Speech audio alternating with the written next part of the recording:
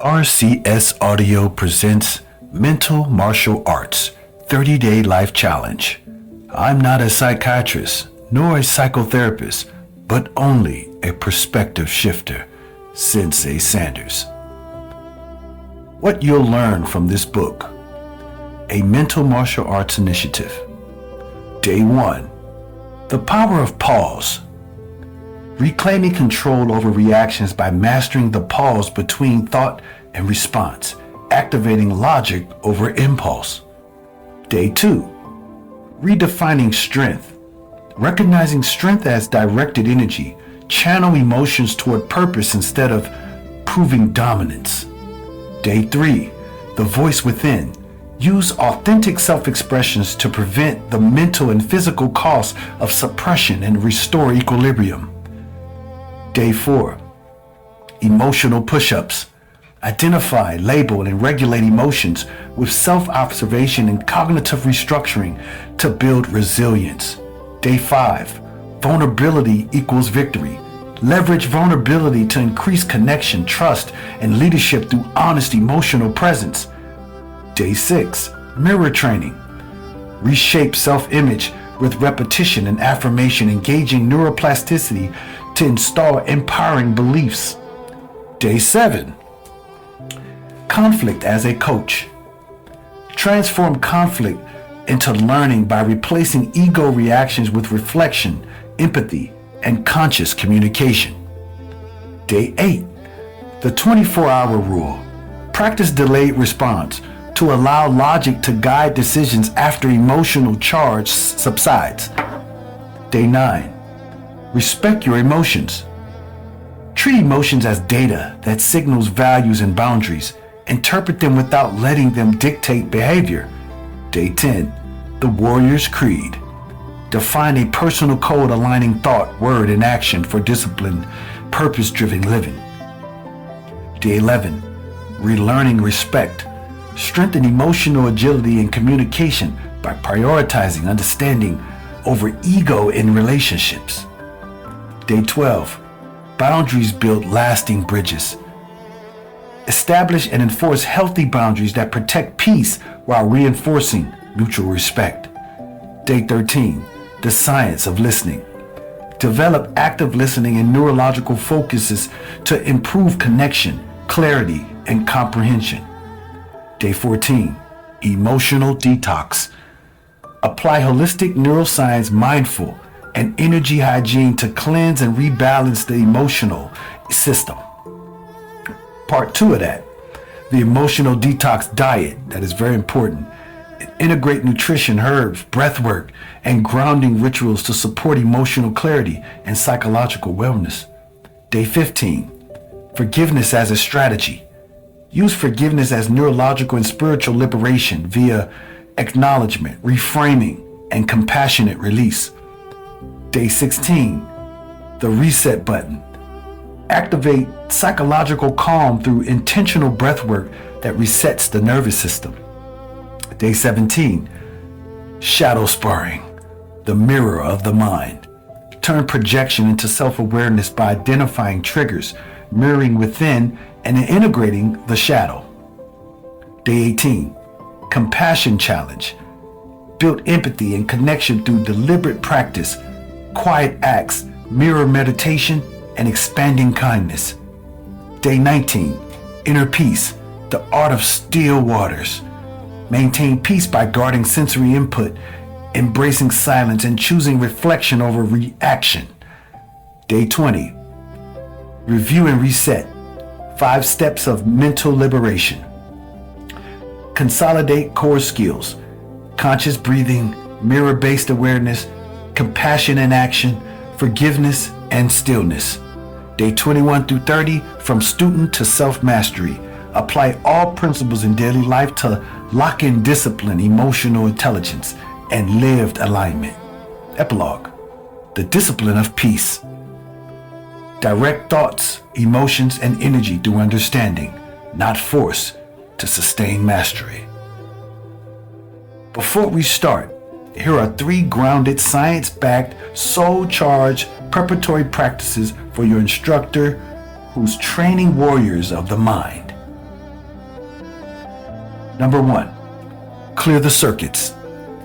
The neural fast. Yes, a fast for your brain. Before wisdom flows, the channel must be clean. For 3 days, limit digital noise and chemical clutter, refined sugar, alcohol, and endless scrolling. According to frontiers in human neuroscience, reducing dopamine overstimulation restores prefrontal cortex function, the part of the brain that governs focus, reasoning, and willpower. When you stop feeding distraction, the mind begins to breathe. Suggestion: drink water before caffeine, silence before conversations, sunlight before screen time. The mind follows the body's purity. Number 2, feed the frequency, mineralize the mind. A sharp mind is an alkaline mind. Neurochemical balances relies on magnesium and omega-3s and trace minerals. That's power neurotransmitter communication. Studies from the Journal of Nutrition reveal that magnesium deficiency doubles anxiety risks, while omega-3 strengthens synaptic plasticity, your brain's ability to rewire and grow. You are not just eating food, you are programming electricity. Suggestion: add sea moss, leafy greens, and pumpkin seeds daily. They charge the neural grid so your thoughts move without static. Breathe with intention. Reset the frequency. Breath is the oldest code of recalibration. Deep rhythmic breathing activates the vagus nerve, reducing cortisol and inflammation across the body. According to the Harvard Health Review, this clears the fog of stress and rewires your nervous system for peace under pressure. Suggestion: 4 seconds inhale, hold for 4, 6 seconds, exhale. Do this upon waking and before sleeping. With each exhale, imagine toxins leaving your mind. With each inhale, clarity entering the dojo of your brain. These are not chores, these are rituals of readiness. Do them daily before beginning your 30-day challenge, and your mind will no longer chase calm, it will be calm. Welcome to Mental Martial Arts 30-Day Life Challenge by Sensei Sanders. Introduction: prepare to step into the arena of your own mind. With Mental Martial Arts, a groundbreaking work by cognitive talk therapist Ryan C. Sanders, this book isn't just about mental health. It's about recognizing mental strength, resilience, and transformation on an internal scale. In a world where cognitive dissonance and belief bias block personal growth, Mental Martial Arts equips you with the tools to break through. With razor-sharp clarity, Sanders dives deep into critical issues like mental health, social awareness, relationship conflict, and even the psychology of violence, urging readers to face uncomfortable truths head-on. Through his epilogue and unique blend of cognitive science and lived experience, Sanders shows you how to defend yourself from the mental traps of modern life. This is a call to action for billions to challenge societal norms and open their minds and elevate consciousness. With practical exercises, thought-provoking insight, and a voice that refuses to be ignored, Mental Martial Arts is more than a book, it's a movement. Join the revolution in the mirror. Build mental resilience, become a mental martial artist. Day 1, the power of pause. Before any master speaks, they pause. The space between stimulus and response is where the power lives. Studies in cognitive neuroscience show that pausing just 3 seconds before reacting activates the prefrontal cortex, the brain's center for reasoning, over the amygdala, which controls emotional impulses. Example: a man insulted during a heated encounter breathes deeply instead of replying. The room quiets, the tension breaks. He hasn't lost control, he's taking command. Reflection: pause once today before speaking. Notice how the world blends or bends differently when you don't rush to swing back. Day 2, redefining strength. True strength isn't dominance, it's direction. Our culture glorifies aggression, but research from the American Psychological Association reveals that controlled expression of emotion correlates with a higher leadership trust scores. When you guide your energy instead of exploding, people listen.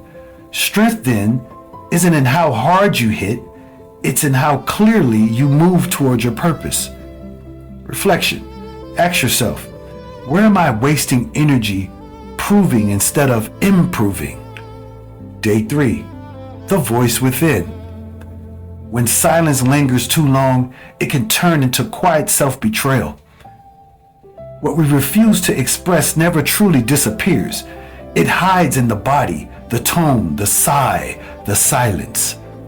Suppressed truth becomes resentment, and resentment corrodes the spirit. A true mental martial artist knows that where attention goes, energy flows. By respecting the inner voice, we learn to speak with truth, not harshly, but with grounded strength and grace. Example. A young woman breathes deeply and says, "I feel dismissed when you interrupt me." Her tone carries peace, not blame. He hears her. The old pattern dissolves. Reflection. Speak once, at least one sentence today that begins with "I feel."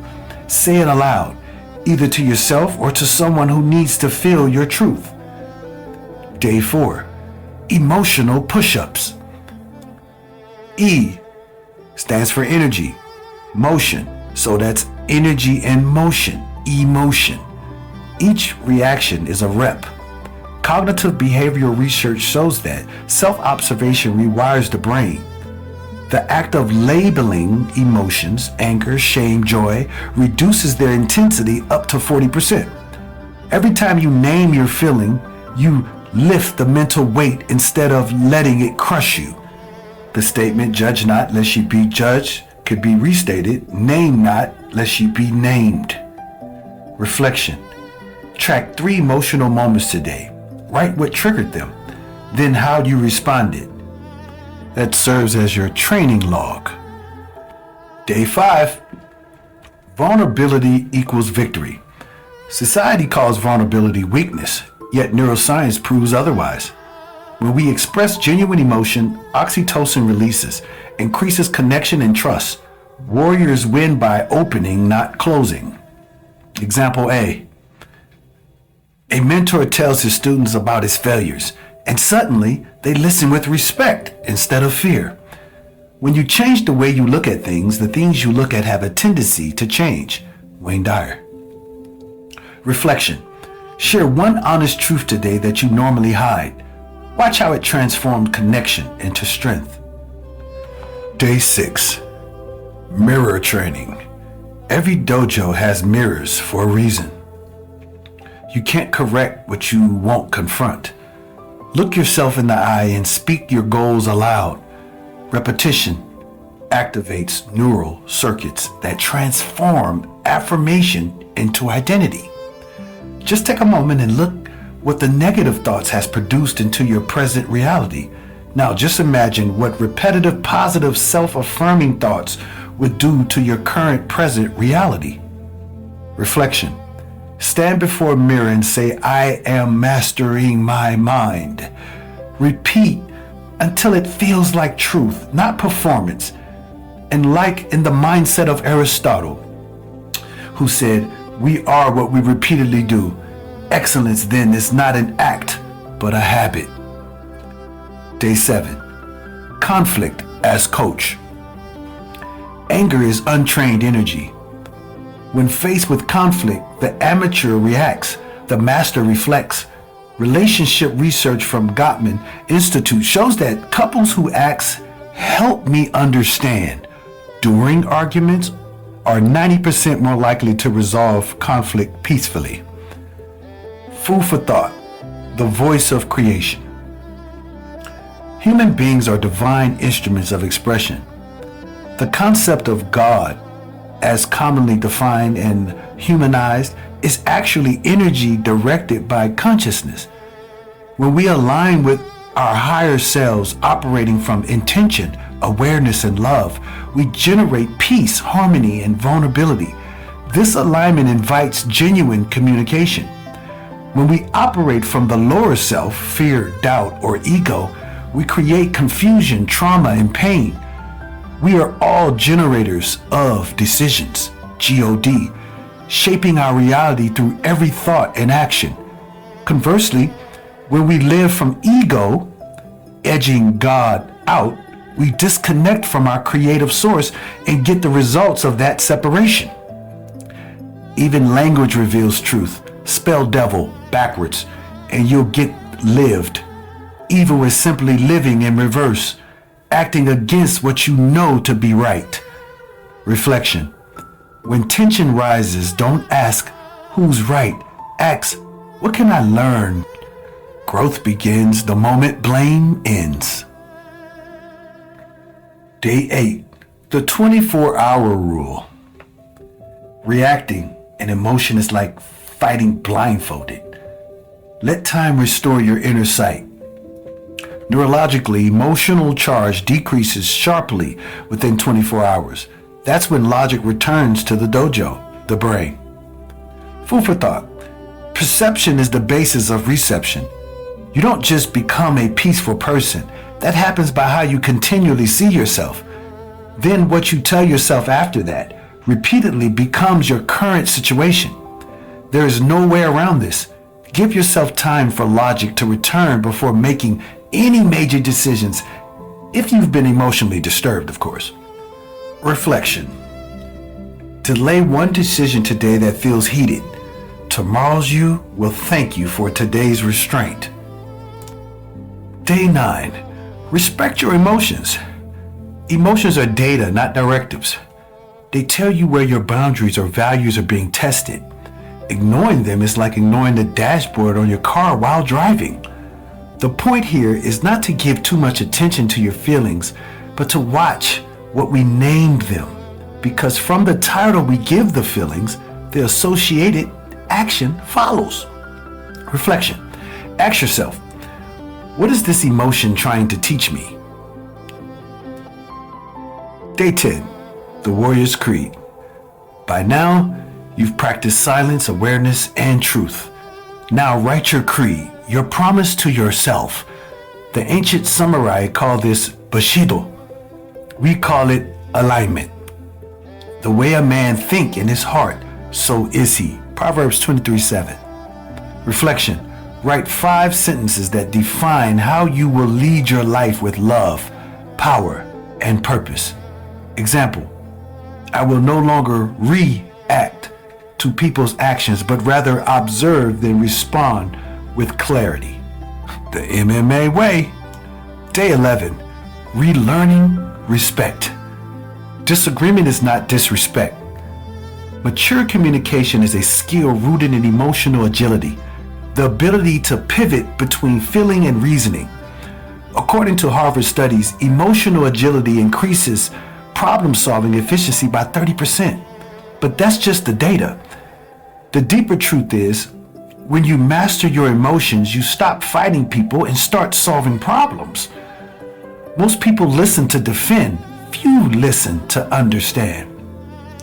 The moment you choose curiosity over ego, every argument becomes an opportunity for evolution. Daily challenge. Pause before you reply. Ask, am I speaking to be right or to be real? That question alone can turn conflict into connection. Reflection. This week, replace one argument with active listening. Day 12. Boundaries build lasting bridges. Boundaries aren't walls, they're doors with rules. People respect what you reinforce. When we fail to set boundaries, we train others to ignore our limits. People will only do what you continually allow them to. When you take control of your present moment, the only logical result is what you intend. By realizing you alone are the generator of your decisions, you tap into the power to decide. By you deciding to set clear boundaries and follow through with those boundaries, you in turn protect the very relationships you hold dear. Reflections. Set one new boundary today and communicate it clearly with love, not guilt. Day 13. The science of listening. Listening is a neurological act. The average person hears at 125 words per minute, but thinks at 500. The rest is distraction. Masters slow their thoughts to meet the speaker's truth. According to science, in the effort to regulate the nervous system, one of the key elements is learning to prioritize what's important versus what's not. And that process is led by a neurological processing center and recognizing what to let go of. And we have to admit that's mostly everything, which leaves a clear space in the mind to actually listen. Reflection. Listen to one person today without planning your reply. Day 14. Emotional detox. Cleansing the mind's digestive system. Your mind digests energy like your body digests food. When you consume heavy emotions, gossip, fear, envy, violence, your energy center becomes bloated. You feel foggy, reactive, and spiritually constipated. Too much negativity causes mental indigestion, stress, irritability, and burnout. Emotional detox isn't just therapy talk, it's energy hygiene. The ancients taught that thoughts carry frequency, and modern neuroscience confirms it. The amygdala reacts to preconceived emotional toxins the same way the gut reacts to spoiled food. Both systems inflame, both crave cleansing. So, let us cleanse, not by force, but by flow. Step-by-step emotional detox ritual. Step 1. Fast from noise. For one day, limit external input. No TV, no social media, no arguments. Science shows that dopamine overload from constant stimulation exhausts the brain's pleasure centers, leading to irritability and anxiety. Silence is the water that rises the mind. Take 24 hours to hear your own thoughts again. Step 2. Sweat it out. Move the body to move the emotion. Emotions are chemicals: cortisol, adrenaline, serotonin. Exercise, dance, or sweat in a sauna to release them. Even 20 minutes of movement boosts endorphins and clears emotional residue from the lymphatic system. Sweat is the spirit's way of saying, I'm done holding this. Step 3. Breathe with intention. Your breath is your body's natural detox system. Deep breathing activates the vagus nerve, calming your heart rate and reducing inflammation. Try this. Inhale for 4 seconds, hold for 4, exhale for 6. Imagine exhaling not just air, but old energy. Do it 5 times each morning. Step 4. Replace toxins with truth. You can't just remove bad energy, you must replace it with nourishing thought. Read, listen, and meditate on words that elevate you. Feed your mind fruit, not junk, ideas rich in vitamin clarity. When you think gratitude, your prefrontal cortex lights up, rewiring the brain toward optimism. Step 5. Emotional fasting circle. Once a week, sit with trusted people and speak from the heart, not to vent, but to release. Verbal expression lowers cortisol and raises oxytocin, connection hormone, that's what that is. When one speaks and others listen without judgment, the community becomes medicine. As the African proverb says, he who hides his wounds cannot expect healing. The science of energy cleanse. Neuroplasticity. Every calm thought builds new neural pathways that make peace easier next time. Hormonal reset. Laughter, gratitude, and prayer lower cortisol faster than medication in controlled studies. Gut-brain axis. 90% of serotonin is produced in the gut. Eating clean supports emotional stability. Heart coherence. When you breathe rhythmically, your heart and brain synchronize, amplifying clarity. Vagal tone activation. Simple humming, chanting, or a prayer stimulates calm through the parasympathetic system.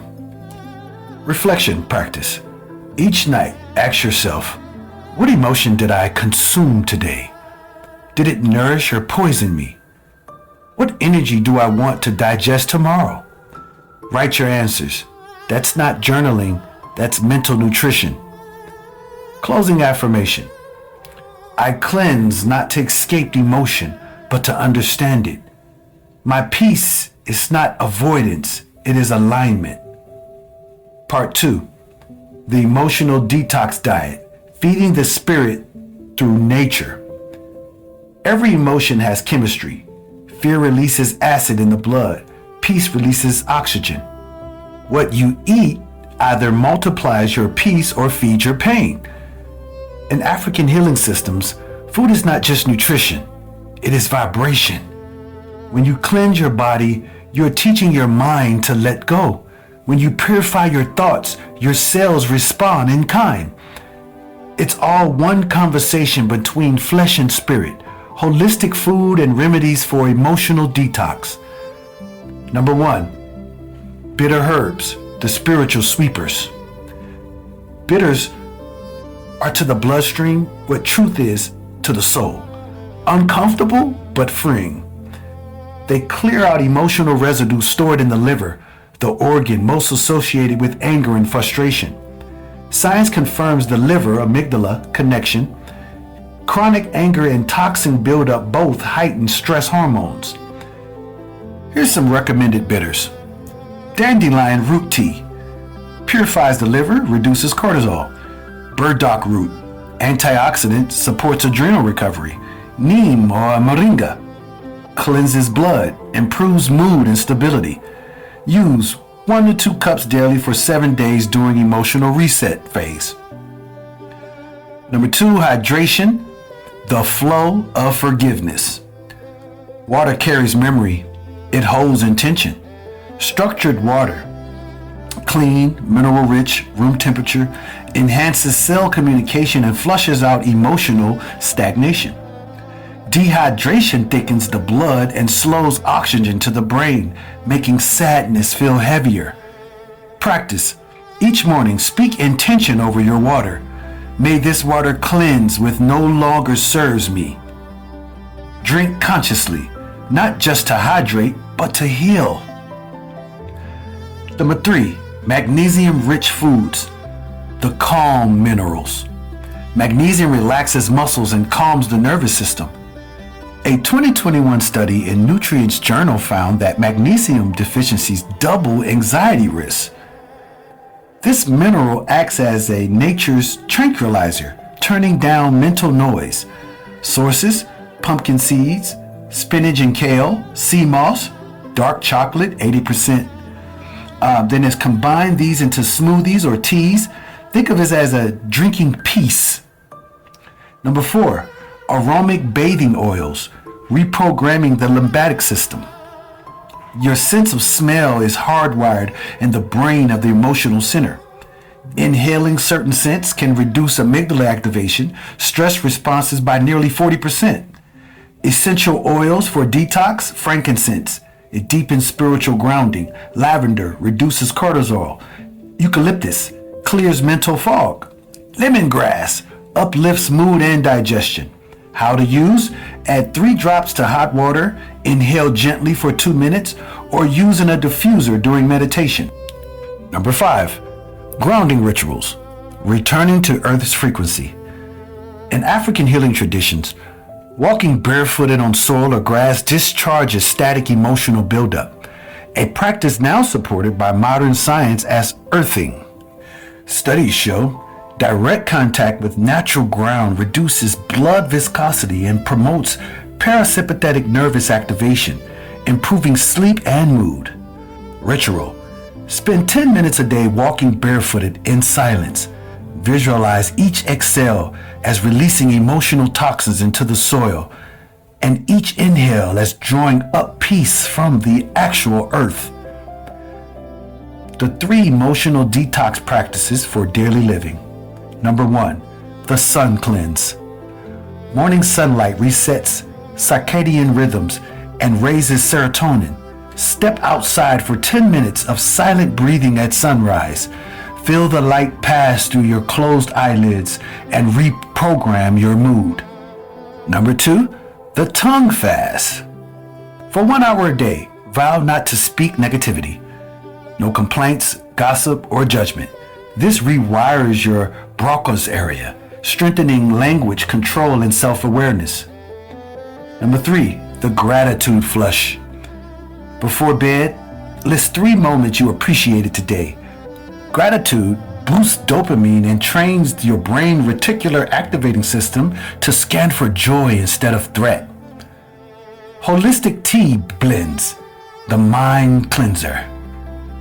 Ingredients: 1 teaspoon of dandelion root, 1 teaspoon of lemongrass, 1 teaspoon of chamomile, 1 teaspoon of sea moss gel. Preparation: simmer herbs for 7 minutes, stir clockwise while repeating, I release what's heavy. I receive what's healing. Sip slowly. Let the warmth remind you that peace is internal chemistry. Closing meditation. The internal river. Sit with your eyes closed. Imagine every inhale as drawing pure white light from above your crown, and every exhale as a stream of darkness flowing out through your feet into the earth.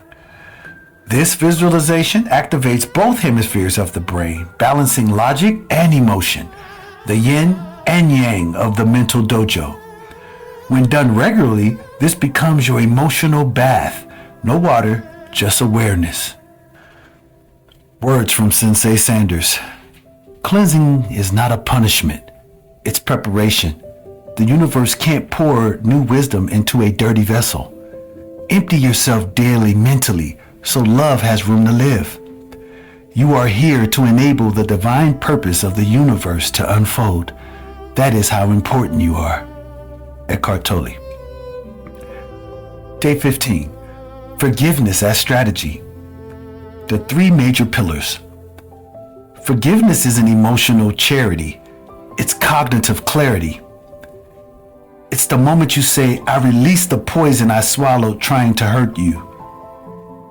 MRI scans reveal that when you forgive, the amygdala, fear center, quiets while the prefrontal cortex, the brain's seat of reasoning and empathy, lights up. Forgiveness literally changes your brain's architecture. It is the ultimate act of self-preservation. But to forgive is not to forget. To forgive is to forgive, to give away what has no rightful place in your future. You are not excusing what happened, you are refusing to keep carrying it. In that release, there is power. In that surrender, there is strategy. Let's break it down into 3 healing pillars. The root of true forgiveness from both a psychological and holistic perspective. Number 1, the pillar of emotional acknowledgement, facing the wound. You cannot release what you refuse to recognize. Emotional acknowledgement is the detox stage. It's where you stop spiritual bypassing and start emotional digestion. Psychological Review 2019 describes this as effective labeling, naming emotions so the brain can regulate them. When you say, I feel betrayed or I feel abandoned, you activate the ventral medial prefrontal cortex, which soothes the limbic system fight or flight response. From an African healing perspective, this is the ritual of calling the spirit of the womb by name.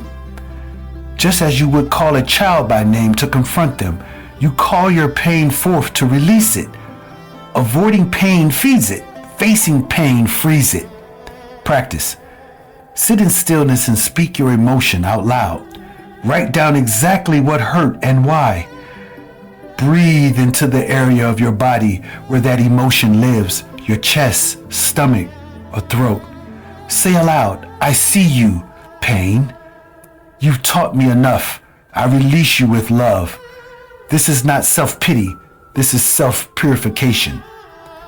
Number 2, the pillar of cognitive reframing, changing the narrative. Once you've acknowledged, you must reframe. Forgiveness is not forgetting. It's rewriting the mental story so it no longer enslaves your spirit. According to Psychological Review 2021, cognitive reframing, seeing a painful event from a higher perspective, shifts neuroactivity from the posterior cingulate cortex, self-centered rumination, to the more dorsolateral prefrontal cortex, which handles insight and wisdom. This is the brain's way of saying, I'm done replying. I'm ready to reprogram. From an African spiritual lens, reframing is reclaiming your power from the story. The griots, our storytellers, taught that if you tell your pain without evolution, you pass the wound. But if you tell it with wisdom, you pass the lesson. Practice. Reflect, what did this experience teach me about myself, not them? Replace, they hurt me with, they revealed me. When the memory resurfaces, say, that was my old classroom. I've graduated. Every time you reframe, you are remapping neurons. Forgiveness becomes a mental martial art. You redirect energy instead of absorbing the blow. Number 3, the pillar of compassionate release, returning to flow. Forgiveness culminates in compassion, not for the act, but for the ignorance that caused it. It is the understanding that hurt people and free people. When compassion arises, oxytocin floods the brain, lowering blood pressure and boosting emotional resilience. This isn't sentimental, it's biochemical enlightenment. Compassion is the emotional equivalent of sunlight sterilizing infection. From the healer's view, this is a stage of returning flow to the river. When you forgive, you stop damming your energy with resentment. You allow spirit to move through you again. Practice. Close your eyes and imagine the person who hurt you as a child, unaware and afraid. Say silently, I release you. You no longer live rent-free in my spirit. Visualize a cord of energy between you both dissolving into light. You're not giving them freedom. You're reclaiming your own. The science of letting go. Modern studies from Stanford's Forgiveness Project show that people who practice structured forgiveness exercises experience 23% reduction in stress-related symptoms, 31% decrease in physical tension, 40% improvement in overall emotional well-being. Forgiveness, therefore, is not moral weakness. It's neurological liberation. It restores your nervous system to harmony, recalibrates the immune response, and reopens your capacity for joy. Final reflection. The strategy of the soul. Forgiveness isn't something you do once. It's a muscle you train. Each breath, each release, each surrender sharpens your mental blade. You forgive because peace is your birthright. You forgive because carrying poison was never part of your divine design. And you forgive not to excuse the act, but to reclaim your focus, your frequency, and your future. As I myself, Sensei Sanders, may say, you're not letting them off the hook. You're unhooking yourself from the net. Day 16, the reset button. When chaos hits, reset. Close your eyes. Inhale for 4 seconds, exhale for 6 seconds. This activates the vagus nerve, calming the body and resetting emotional balance. Reflection.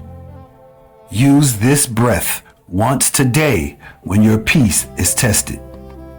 Day 17. Shadow sparring, the mirror of the mind. We fight in others what we have not yet faced within ourselves. Every irritation is an invitation. Every conflict is a mirror. The moment someone triggers you, the universe is showing you a reflection of the wound you've been unwilling to witness. In African spiritual psychology, we say, you do not meet people by accident. You meet your unhealed selves dressed in different bodies. That's shadow sparring, not with them, but with the fragments of you still asking for reconciliation. From the clinical lens, this concept aligns with projection. a defense mechanism first detailed by Sigmund Freud and later expanded in modern psychotherapy. When an individual cannot accept certain traits, desires, or fears within themselves, the mind subconsciously projects those disowned qualities onto others. In simple terms, the ego says, "I can't be that," so it points a finger and says, "You are that." The more we suppress our internal truths, the louder the world mirrors them back to us. The neuroscience of the shadow. When someone irritates you, your amygdala, the emotional alarm system, reacts before logic has a chance to intervene. It can't tell the difference between physical threat and ego threat. The discomfort isn't about the person, it's about the story your brain attaches to them. Neuroimaging studies at UCLA have shown that naming your emotional response, "I feel judged," "I feel unseen," activates the right ventrolateral prefrontal cortex, reducing emotional intensity up to 40%. So awareness isn't mystical fluff, it's biological alchemy. When you see your reaction, you regain control of it. In spiritual psychology, this act of observation is the moment the warrior drops his sword. You stop fighting the reflection and start conversing with it. Why we project? The mind protects itself through blindness. When shame, guilt, or fear becomes too heavy to carry, the subconscious places them in someone else's hands. You then perceive in others what you secretly fear or dislike about yourself: pride, laziness, dishonesty, control. Carl Jung, who studied African myth and the unconscious, called this the shadow self, the unseen container of everything you reject. But here's the paradox. Your shadow is not your enemy. It's your unintegrated power. In therapy, this is known as integration work, recognizing that even the negative emotions, anger, envy, stubbornness, are not meant to be killed, but trained. Anger becomes courage, envy becomes inspiration, pride becomes dignity. That is shadow transmutation, alchemy of the mind. The 3-step practice of shadow sparring. Step 1, identify the trigger.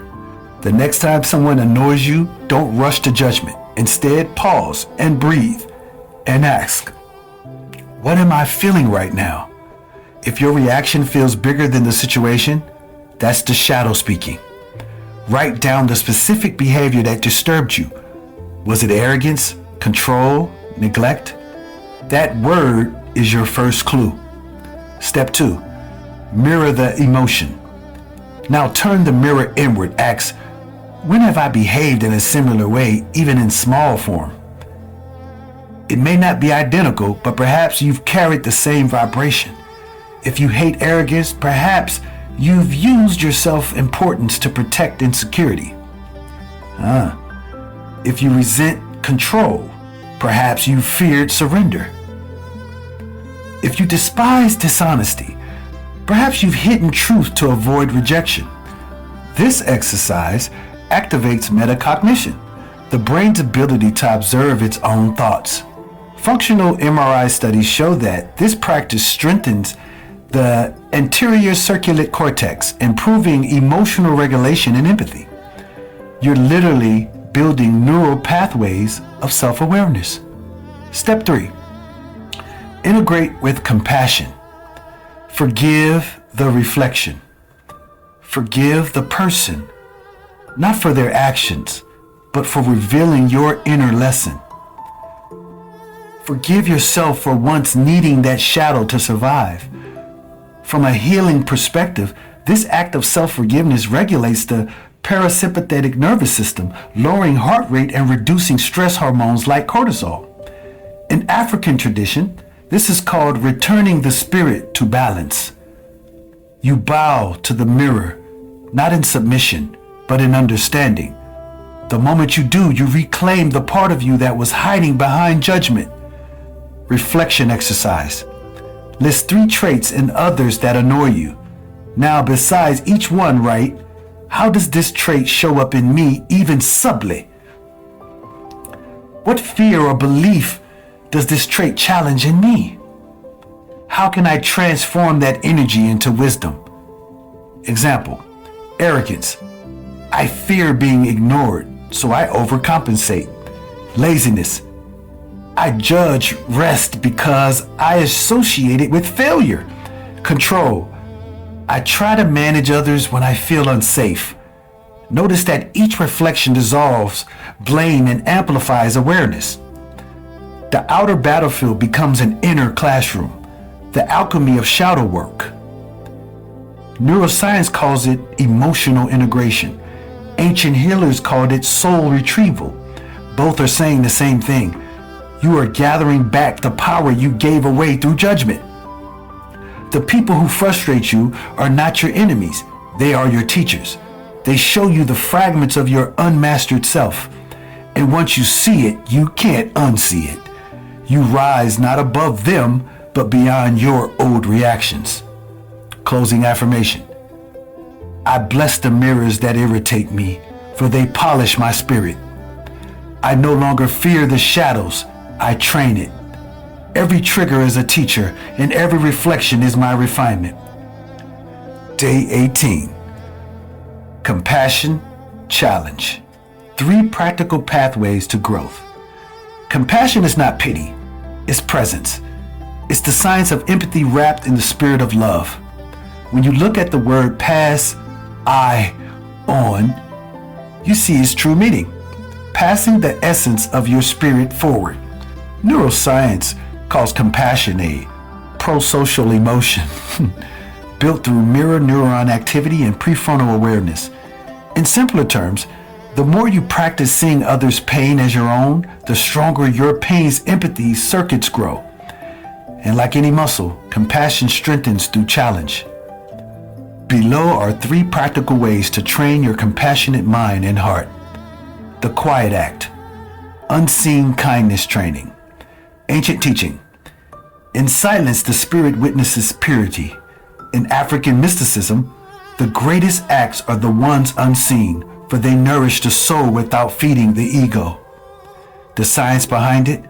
Functional MRI studies show that anonymous altruism, doing good without recognition, activates the ventral striatum, releasing dopamine and serotonin. These same neurotransmitters elevate mood and resilience, reducing depressive symptoms by nearly 20% in clinical trials. Practice. Each day, do one silent act of kindness. Leave water for a stray animal. Pay for someone's meal. Send a blessing to a stranger in thought. Don't post it. Don't share it. The privacy of compassion purifies intention. Challenge. Journal afterward how your body feels. Notice the warmth in your chest. That's the chemistry of empathy awakening. Number 2, the mirror meditation. Seeing yourself in others. Ancient teaching. Ubuntu says, I am because we are. When you look into another's eyes, you see the fragments of your own story. Science behind it? Psychological research on empathetic resonance shows that sustained eye contact, even imagined through visualization, increases activation in the insula and anterior cingulate cortex, the same regions tied to emotional attunement. Compassion literally reshapes your neural map for connection. Practice. Spend 3 minutes daily in front of a mirror.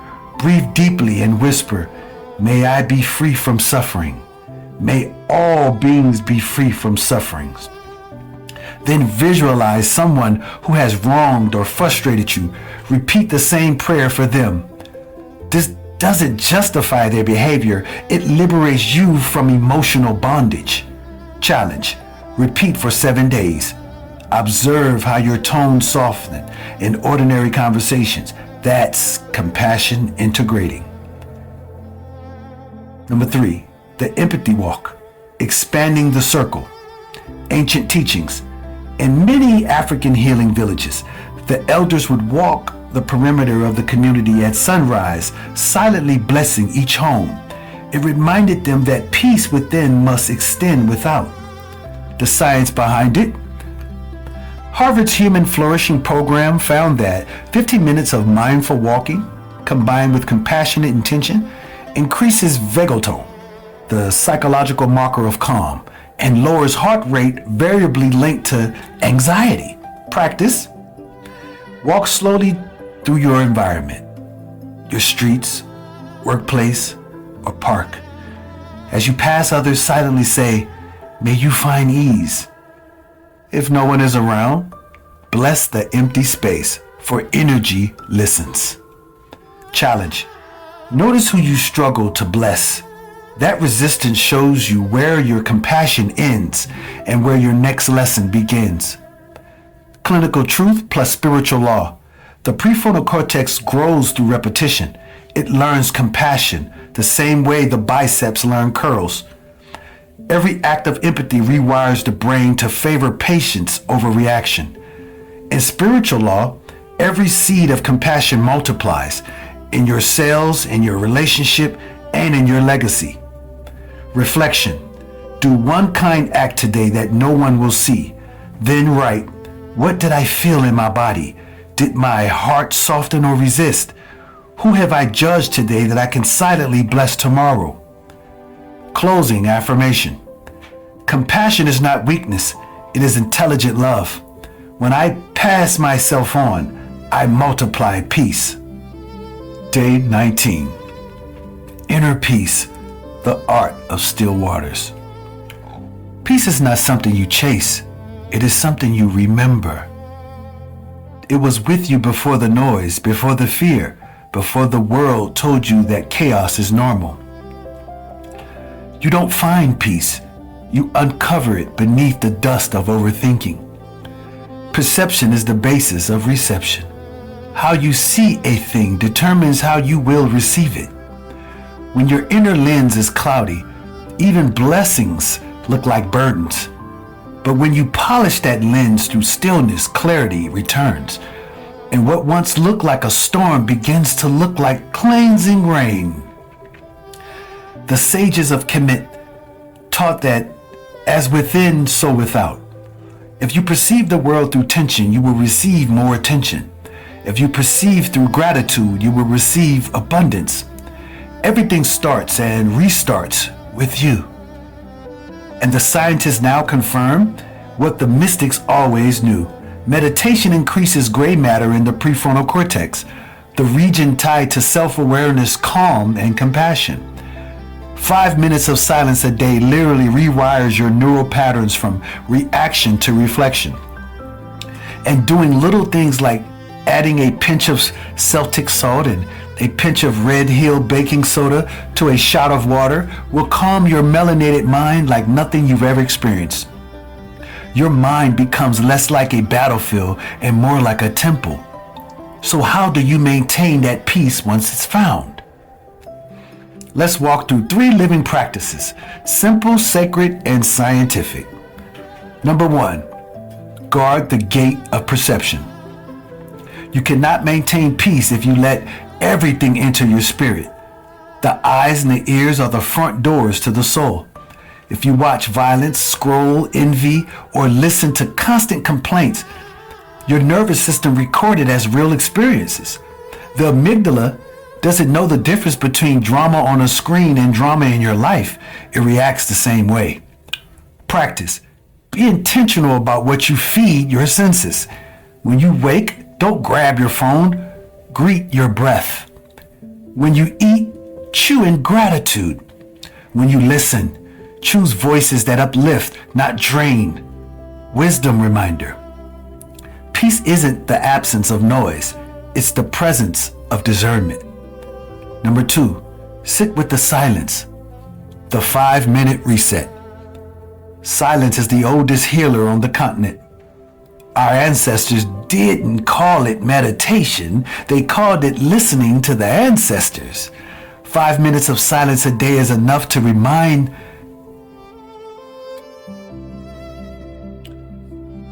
modern neuroimaging studies show that consistent silence reduces the activity of the default mode network, the part of the brain responsible for mental chatter and self-criticism. When that quiets, emotional balance returns. Practice. Sit still. No music, no talking. Just breathe through your nose, feeling the rise and fall of your chest. Imagine you're sitting by a calm river, each breath a ripple that fades without force. If emotion rise, don't fight them. Observe the storm until it passes. That's not weakness, it's mastery. Number 3, reflect before reacting. Peace without awareness is temporary. Peace with reflection is permanent. Every situation invites you to choose between reaction and reflection. Reaction feeds the fire, reflection builds the bridge. Before you respond to anything, an insult, a challenge, a temptation, breathe once deeply. This signal pause activates your vagus nerve, calming heart rate and signaling safety to the brain. You reprogram your physiology from warrior to wise one. Practice. When conflict arises, whisper internally, "This is a mirror, not a weapon." Then ask, "What is this moment trying to teach me about myself?" Wisdom reminder.